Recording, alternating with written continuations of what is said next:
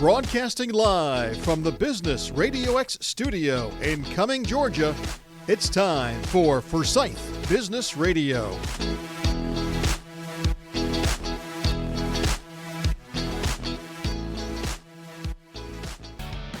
And hello, friends, and welcome back to another exciting episode of Forsyth Business Radio. I am your host, Amanda Pirch-Marmolejo, joined in studio today by two fantastic guests of ATL Construction. I have here with me Stephen Williams and Jordan Sapp. Good morning, gentlemen. Good morning. Good morning. And welcome to the show. I would be remiss if I did not mention that we are sitting here broadcasting live from the Forsyth County Chamber of Commerce, and we are proud partners of the Chamber of Commerce. If you'd like to learn more about what the Chamber of Commerce has to offer, please visit focochamber.org. All right, now I am excited because Stephen is a longtime friend of mine and a returning guest of Business RadioX, and Jordan is making his debut here on Business RadioX, and we're going to talk about the success that they have been having here as of late with their new company called ATL Construction. So they are both co-owners, and they have just decided to launch into the great wide open, fulfill the needs of the community on the residential and the commercial side. And because that's not my world, I'm going to let the experts take the wheel and share a little bit about the conception to fruition of the company and their backgrounds prior. So, Stephen, because I know you, I'm going to put you in the hot seat. Why don't you tell our listeners about the pressure washing side of the business, and then a little bit about how you and Jordan came to be partners. Okay, Amanda. So basically, with the pressure washing, we do standard soft washing, pressure washing, roof cleaning, gutter cleaning, both residential and commercial, anything from the roof down, windows, decks, deck restoration, stuff like that. And the great thing about our process is that the thing everybody does not think about is that pressure washing has nothing to do with pressure. It has everything to do with low pressure chemical application, flow, and rinsing. So when you're washing a house or you're washing the side of a building, you want to apply the right chemicals, and you want to use low pressure because you don't want to damage any of the siding or, anything around it. Or if we're on the roof, knocking granules off or busting shingles loose. Makes sense. Mm-hmm. Yep. It's funny you say that because I've actually seen some things, it's been referred to as soft washing, not just pressure washing. Right.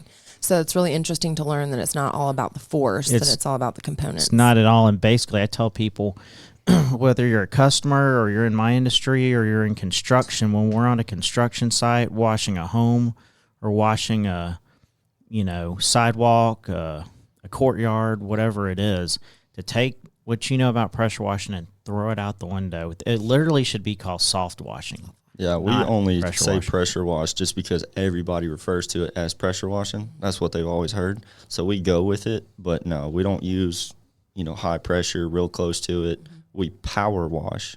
So we power the water up there with the chemicals, apply the chemicals, let it sit, let them soak, let the chemicals do the job, and then wash it off. And rinse, yeah. Mm-hmm. Name one of the coolest projects that you've gotten to do since you've been soft washing. Done a lot of cool projects. First one came to my mind was Panama City. Yeah, we did a USPS distribution. Wow. We prepped the USPS distribution of Panama City for paint, and it looked amazing, the before and after. And we're sitting here going, man, are they going to let Southern Exposure of Atlanta paint this? Yeah. We're done. That would be amazing. So it was for my dad. Mm-hmm. So, again, he owns commercial painting company, Southern Exposure of Atlanta. He sent us down there to wash the distribution center. It's the second one we did. We did one in Athens, then we did one in Panama City. I talked to him a couple of days ago, and he said that we're going to be going down to Gainesville, Florida, to do one down there. Wow. And then possibly Illinois. He does have one in Colorado that we might do, but it's kind of small, might not be worth the drive. Still the USPS distribution center? Distribution center. That's an amazing relationship to have. Yep. Congratulations to you guys. Yeah. And for those of you listening, this was Jordan who jumped in. And Jordan, just share a little bit about your history and experience in the field so that they can understand where your knowledge base comes from. Yeah, so as I mentioned before, I grew up construction family, cousins, uncles, my dad. My dad owned a painting company from before I was even born, so I was just exposed to it, thrown into it. I always tell people Saturday mornings, 7 a.m., I was up with him. We were going to some dang warehouse, truck yard, and he had me on a roller when I was 9, 10 years old, 8 years old, and I hated every minute of it. But it was knowledge that I didn't realize that so many people don't have and aren't able to experience. And on top of that, you know, he taught me how to hang drywall and use a speed square and a skill saw and work with wood. And my uncle owns S&S Contractors in Atlanta. They've been a preferred vendor for Cumberland Mall and Perimeter Mall since, the 90s. Yeah. So those are malls that I grew up going to when I was young. It sounds like you have a wide array of experience that is useful to you guys in this partnership. I'm curious to learn about how you guys found each other and how you formed ATL Construction, because it is a young company, being that you launched in 2023, correct? Was About a year? Yeah. Was it this year? Well, no, it was October. Yeah. Basically October, November 2022. Okay. So we're in our first year, and you guys have already had great success. You're well connected. So I'm curious how you guys came together and where the idea to form ATL Construction derived. Well, like Jordan was talking about earlier before the show, my wife and I were at one of the wine bars in Jasper, Georgia, and Jordan was bartending, and he's just one of those dudes where I was like, man, I really like this guy. And then Stacy Cornelius. She's one of her and her husband own the bar. It's First Mountain Tasting Room. We call it wine bar. Okay. It's the locals. First, I love wineries. So First Mountain Tasting Room. So yeah, she said something to Jordan like, y'all should connect, and Steven's got work. He'd be a good person to connect with. And me and him, I asked him one day because he was telling me about his background, and I just needed help, period. I needed somebody to maintenance my equipment. Like he was saying, his background was 7 years in the Army, diesel mechanic. Thank you and he's Thank you. great at what he does. And so he'd change the oil, change out spark plugs, Fuel filters, just carburetors, normal maintenance. whatever. And he'd come and do that for me. And he saw that I was doing the construction side of things. Like we have this light construction relationship with Perimeter Mall. We're working on Cumberland, and we have several other commercial clients. And he started painting with me on the side, just here and there, and we just grew together. And we decided, because of his background and my network and his network and my experience in the hardware industry, we were just going to start a separate company called ATL Construction and run them in one.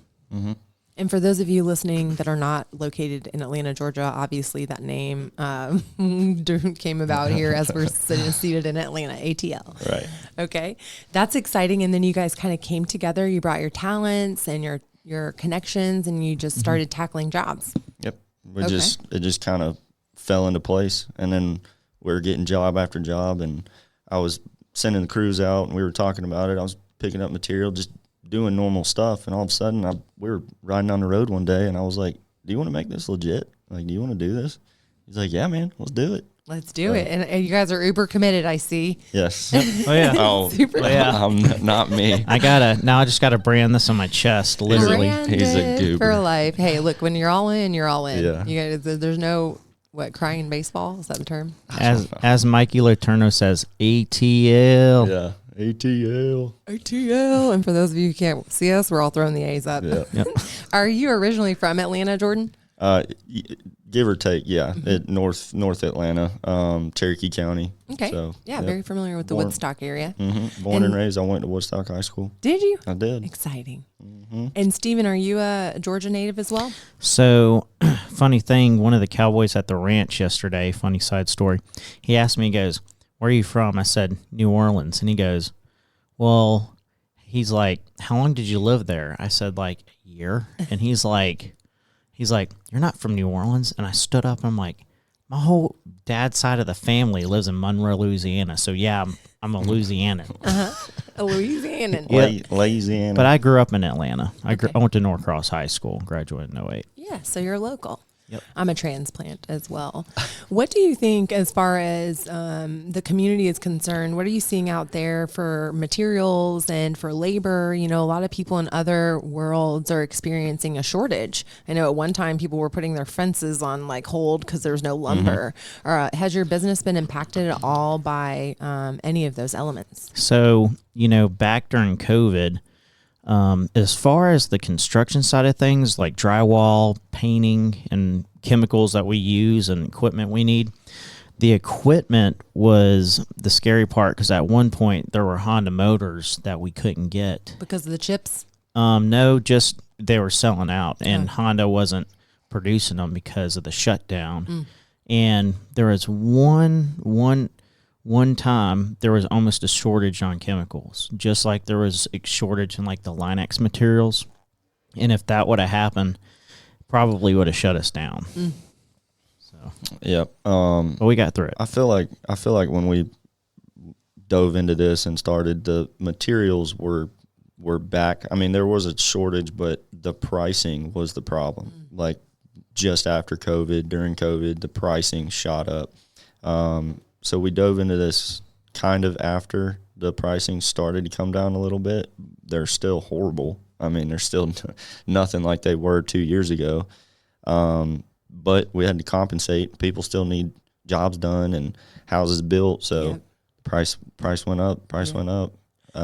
But we're compensating, and we do everything we can to get the best deal possible, even if it's just as small as 7% military discount at Home Depot. Hey, it's worthwhile. Yeah, so it helps.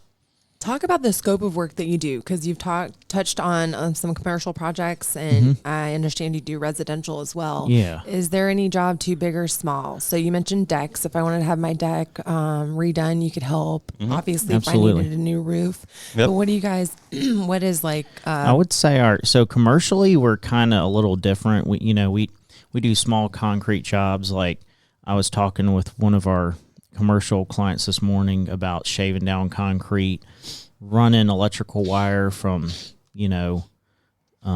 one side of the mall to a kiosk in the mall and busting up the concrete, cutting concrete, putting the concrete back. You're talking about Build-A-Bear? Yeah, Build-A-Bear. And then we have our regular residential, which is our main thing. It's our bread and butter. This is drywall, paint, and pressure washing. Yeah. Interior, exterior paint, rotten siding, hardy board, fascia soffit, roofing, and we do have a good deck guy. He's really good at building decks. His name's Brad. We've got a framer. We don't use him a lot because we don't do a lot of framing, but like he said, our bread and butter, interior, exterior painting, pressure washing, and then roofing, decks, rotten wood, stuff like that. Talk a little bit about the importance of your sphere of influence and network. Obviously, residential projects, you can't really like advertise for. Sure, maybe, someone's like, oh, I saw a sign for a deck. But really, it's by getting in and participating in groups, word of mouth, referrals. Yeah, referrals are a big thing. That was the key factor, especially in roofing sales, was you could go cold call or door knock, and you might get 35-40% success rate on those. But a referral, you're talking 65-70% success rate. Nice. Because they're talking to a friend who they trust that friend, and that friend trusts us enough to tell them.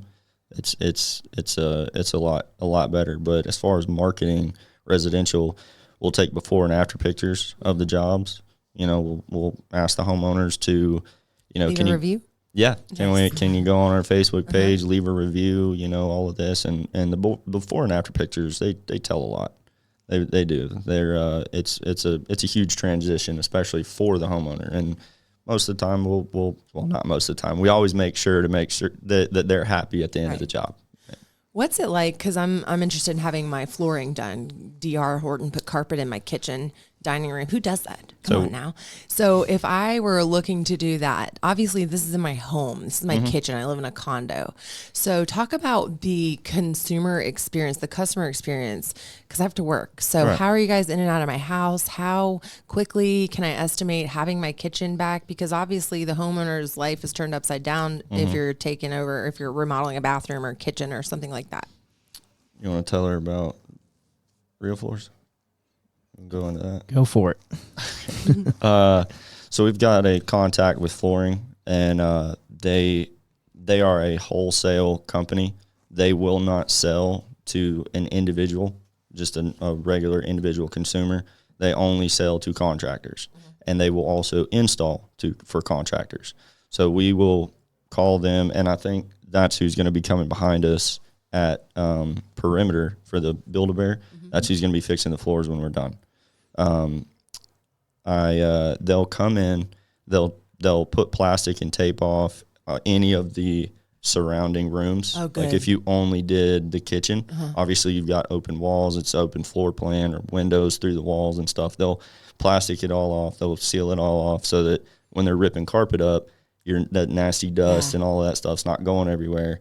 Obviously we say, put as much stuff up, don't leave dishes out, take stuff off the walls. It's just that much less to clean. But they're very quick. I mean, you can expect them to come in, rip everything out, prep it, and lay your new floors within 4 or 5 days, depending on how big your kitchen is. Awesome. And sometimes 24 hours. Oh, that's exciting. Yep. Yeah. Do you guys work with, you mentioned roofing, and I know that there's like insurance, by and large takes care of that. If you're working with like remediation or insurance projects and stuff like that, do the insurance people pay for like homeowners or whatever to stay in a hotel maybe if there's enough damage or? Yeah, if there's enough damage, they will. And that was what I did was storm damage claims, insurance claims when I was in roofing. As long as you have a good storm date within that homeowner policy period and that storm date did enough damage that reflect the damage on the roof, they'll approve it. If you can, prove that there's damage, but there's a lot more to it. The homeowner has a deductible. Right. A lot of times they'll say, "Oh, I already paid that. The insurance, they already took that out." Well, yeah, I know. That's because you have to pay me that. Right. They're like, "Wait a minute." But still, that's only a fraction of what the entire cost of the roof would be. Exactly. I mean, it's like an 18th. Yeah, you're talking. I mean, there's people out there with $20,000 roofs, and the insurance gives them $19,000. They have to pay $1,000. Give me a break. But And it protects everything in your house. Yeah. And then then if there's interior damage, they'll pay for that too. And we had a gentleman when me and Jordan first started really doing the roofing together. I was contracted to clean the roof, and I told him, let's hold off. I talked to him about replacing the roof, gave Jordan the information, and it's probably going to be a $20,000 roof, and the guy wanted to pay for it, and he wanted us to do it for $10,000, and we're like, no. So that's not how it works. We need to find some storm damage. He ended up getting a guy that just came and replaced the ridge caps. Yep. Instead of fixing it. Yeah, we were trying to talk to him, and I was trying to explain to him the whole insurance claim process. And when you say claim to a homeowner, especially it's a scary word. Yeah. So before that, you got to let them know, listen, a storm damage claim, it's completely different. The reason being is because it's an act of God. It's not your fault. It's not the insurance's fault. It's not my fault. You couldn't prevent this. So a storm damage claim is a lot different. When the insurance comes out and they approve it for storm damage, it doesn't affect your rates. It doesn't affect your deductible. It doesn't affect any of that stuff. Now, if you have 4 or 5 quote unquote storm damage claims in a year, right, it's unrealistic. But yeah, 98% of the time it won't affect anything. Now, if your lack of maintenance, meaning like if your plumbing's not up to code and then you have a pipe burst and it floods your whole basement, they might come out and give you money to replace everything and help you, but your rates are going to go up. Yeah, you're going to experience that. Yep. Catch-22. Mm-hmm. So you got to be careful. Sounds like you're very knowledgeable in all areas of that world. For those of you just joining us, our guests today are Stephen Williams and Jordan Sapp of ATL Construction, and we are learning the ins and outs of some residential possibilities. My question to you guys is, what do you think is one of the most important things that you can share with our listeners as a preventative measure? Obviously, you're seeking business, but we all want to increase the longevity of our homes, what are some things that we can do to kind of keep things? As far as protecting your exterior, whether it's your siding, your windows, your roof, your gutters, it's just general maintenance. Have someone come out and clean your gutters every 3 months if you have leaves that fall on it all year long. Because if you don't, the gutters are meant to get the water away from the foundation of the house. And if water starts getting in that foundation, it'll come up from the ground or get in places where it's not supposed to be. I had one customer, I told him for 2 years, hey, we need to clean the back of your gutters. We need to clean the back of your gutters. And then one day I get a phone call and he goes, hey, Steve. I'm like, yeah. He's like, I had water come over my gutter, down through my second-story window, drip down the drywall into the first-story roof and ruined the whole floor in that room and the electrical. And so just because he didn't want to clean his gutters. And it's the same with pressure washing. We do, general maintenance. I say once a year, clean it, because after you paint the house, paint can last up to 15 years if you just have it cleaned, soft washed every year. And the cool thing about the soft wash is it actually cleans the exterior windows too. Ooh, nice. And as far as like the roofing goes, people don't know this, but it's becoming more common. When you get those black streaks up on your roof, the roofers will tell you the streaks won't come for up to 10 years, which is false. I see it like 2 years. And the roofing manufacturer recommends that you clean it. So you pressure wash the roof? You soft wash the roof. Yeah. And the thing about it is the roof manufacturer will give you the materials to replace your roof if you have black streaks on it. But what they won't do... Well, within that certain amount of promised years, yes. But what they won't do is pay for the labor. So, you know what they do? They recommend people like our company to go out and give them a quote and soft wash it. And it starts anywhere from $600 to up to, we wash Spanish clay tile roofs, cedar shake roofs, slate roofs, asphalt shingle. Architectural shingle is the most common ones that we do. But those are some preventative measures I'd recommend. Just keeping everything clean every year, doing just general maintenance, having new floors put in every 10 years, keeping everything fresh. I mean, interior painting, walls get dirty. Yeah. Want to clean them. Definitely. Stuff like that. Do you, what do you think sets you guys apart from other construction companies? I feel like we are in the era of, you're talking about roofing. I can say in the past 7 years, I've seen so many roofing companies pop up, and they break a mill in their first year. Yep. Then came the GCs, because much like you guys, you discovered there's a larger scope of business that you can kind of tackle. So what do you think sets you guys apart from anybody else when they're doing a simple Google search and you amongst others come up? I think the main thing is the relationship we have with our clients. Yeah.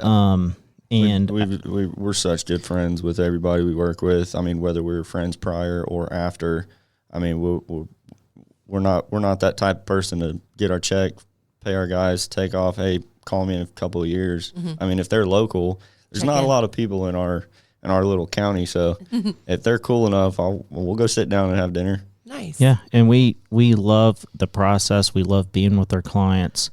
We do great work. Our subs do great work. And if there's ever an issue, and if you were to ask any one of our clients, they might not be happy at the end of a paint project, but by the time we're done, they're the happiest customer in the world. We're going to make it right. Yep. Absolutely. And on top of, something else that sets us apart, I've had 3 or 4 clients just in the last month say, how in the world are your prices this low? Wow. Like, we did 4 or 5 trades for the same price that 2 other companies gave them, same price for 1 trade. Oh my. And we get good pricing on material, but on top of that, we're not a huge company. We don't have the overhead that these big companies have. We'll make it right. We're licensed, we're insured, we're going to do a good job, and we have good crews. but we're not trying to go above and beyond to the point where these people are having to pay an extra, $2,000. Yeah, we our prices are set in such a way we can win the jobs. It'll cover expenses. Our subs are happy. Our clients are happy because, there's a certain number, whether it's paint, drywall, or pressure washing, that's in the industry, and we're right there in the middle because we want to be fair. We want to be honest. We want to be reliable, and we want to do the right thing and get the job done for the clients. I always tell people this. We're not just doing a job and moving on. We're helping them better their lives and serving them. That's what we're in the business for. We're servant leadership. Love that. And, we're able to do that by doing the right thing. That's integrity. And I think that's what separates us. I love that, servant leadership. I'm going to ask you guys a question because we are, people would categorize us as millennials.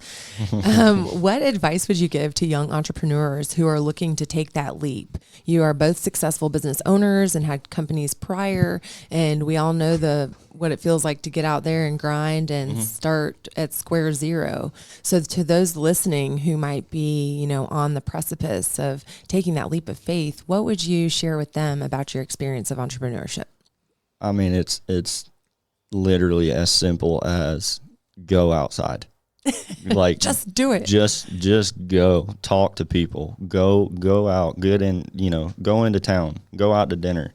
Don't go out and just expect to be having a party and acting a fool. But go talk to people. Go to the better parts of town. Meet friends. And I grew up in this industry, so I already knew the crews. I already knew the people who could do this work. I already knew the contacts, to call and say, "Hey, man, we're doing this. Let's give you a quote." Mm-hmm. As far as that goes, you're just gonna have to do your own research or do it yourself. Mm-hmm. Figure it out. Talk to somebody who knows how to work with wood or drywall or paint. I mean, there's a lot more to it than just putting it on the walls. Right. Learn. And then get your own clients and just go from there. It is as simple as that, but you got to do it yourself. You got to get up, go, get outside. You basically, whatever you're doing, whether it's being a writer, musician, what I wish I would have known before I became an entrepreneur, spell that, before I got into it was, I wish I would have, found somebody in that industry to teach me and guide me instead of trying to reinvent the wheel. Because literally, whether you're doing the craft or you're a musician, you need to hang out with those musicians, those people who are in roofing, and just find one person that can mentor you or bring you on and be honest with them. And you got to be willing to put in the work. You got to be able to wake up early, go to bed late, and guess what? Work 7 days a week. Yes. Yep. And not be with your family, which to a point. Spend time with your family. to a point. Because you're going to sacrifice time. You're going to sacrifice everything the first couple of years. Mm-hmm. Mm-hmm. But if you want to just make a little bit, that's fine. But if you really want to be a complete entrepreneur, you're going to have to sacrifice a lot. One thing my dad always said growing up, and this goes back, I was a kid playing pool, with my dad. And, he would just whip me every time. I'd make like one ball in, and I'm like, "Dad, can I win?" No mercy. Yeah, and one thing he told me, and he told me this throughout my whole life, but if you want to be good at something, you got to be around or play with people that are better than you. Because if you're playing people as good as you, you're never going to get better. If you play people and you beat them every time, you're never going to get better. You might even get worse, and they'll get better. So you always want to be around people who are better than you in that aspect.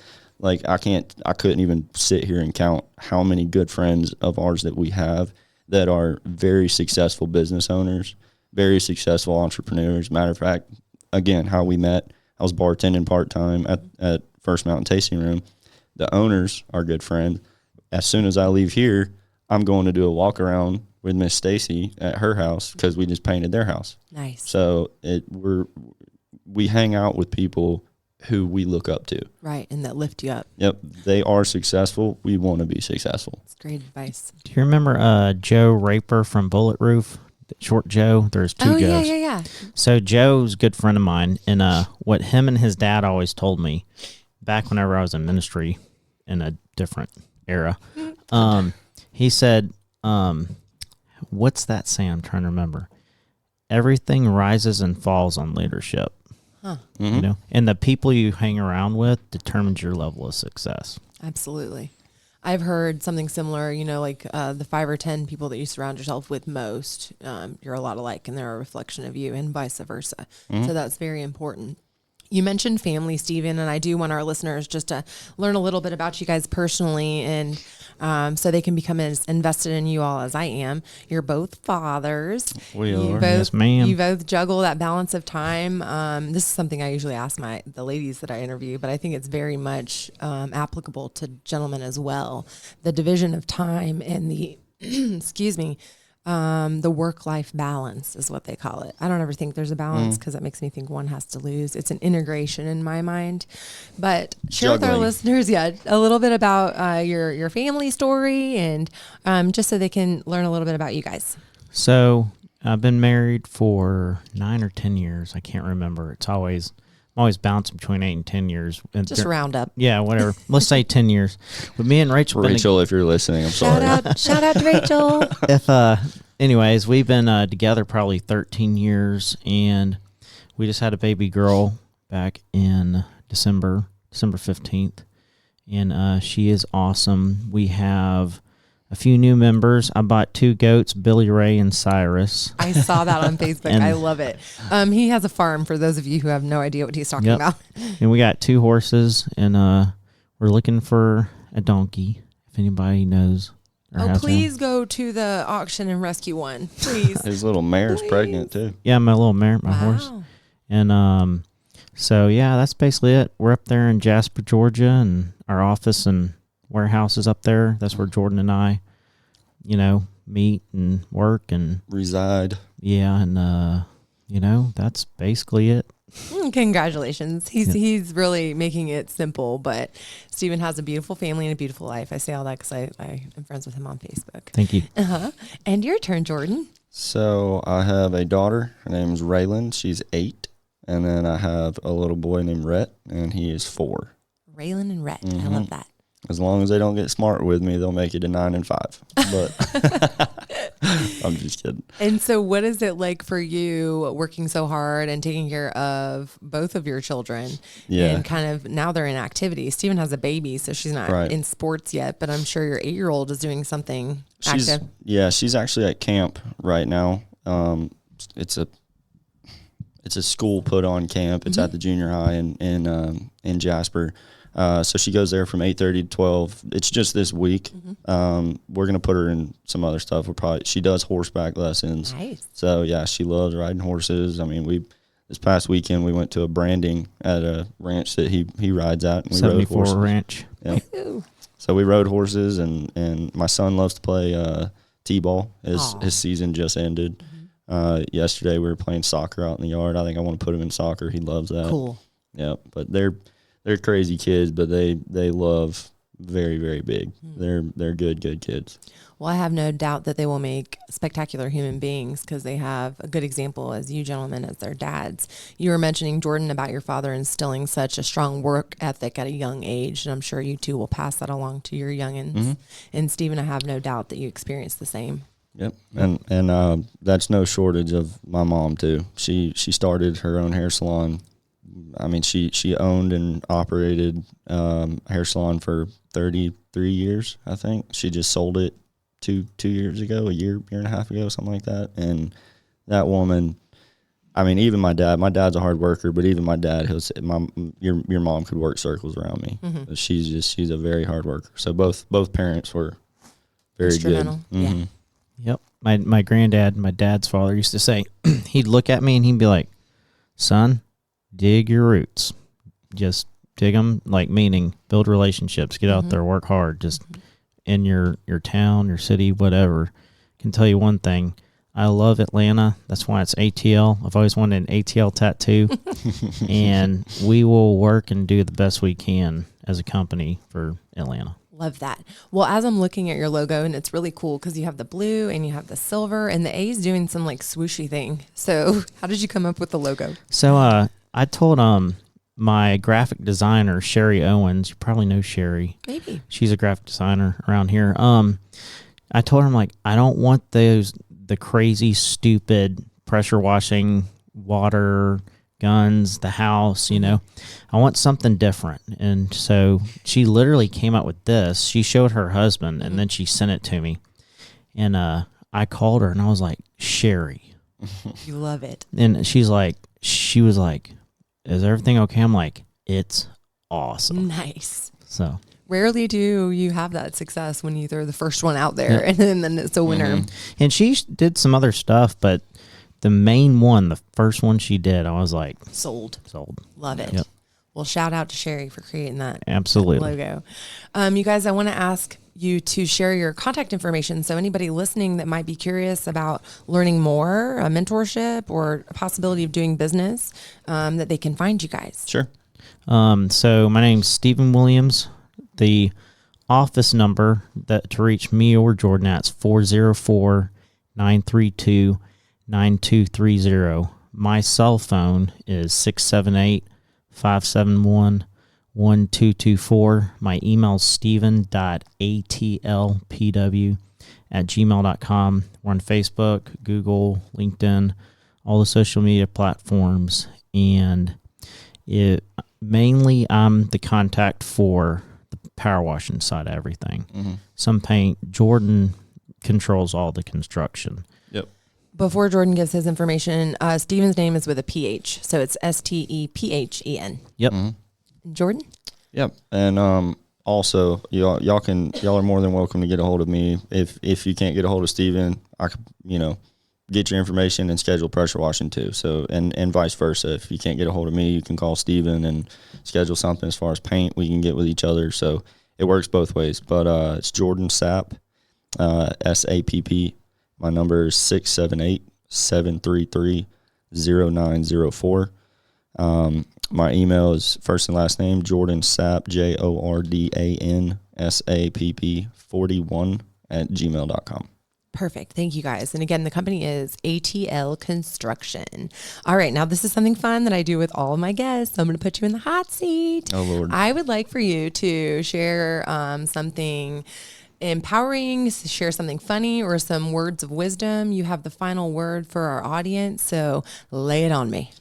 So my belt says, yee.